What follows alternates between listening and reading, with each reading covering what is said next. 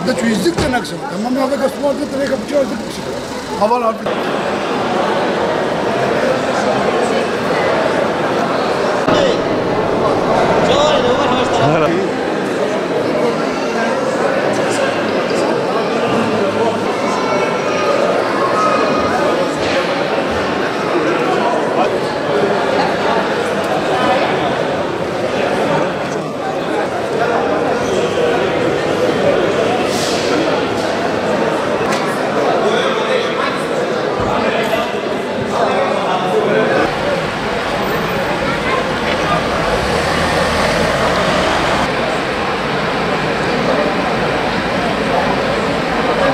Uzun bir süreden sonra nasip oldu Allah'a şükür. Çok mutluyuz, huzurluyuz.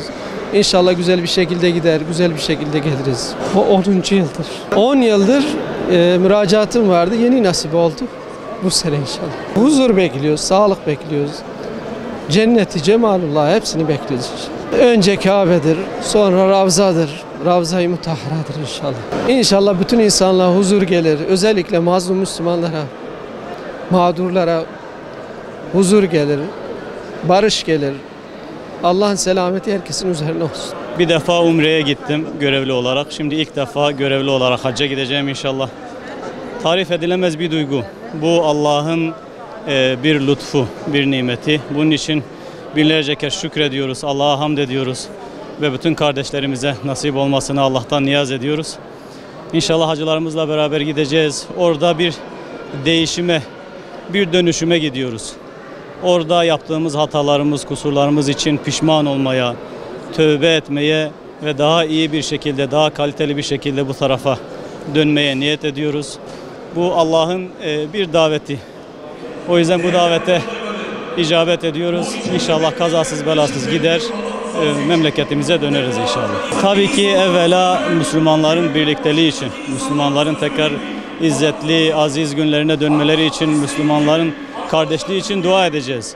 Ve orada bütün sevenlerimiz için, bütün ailemiz için, bütün İslam ümmeti için dua edeceğiz.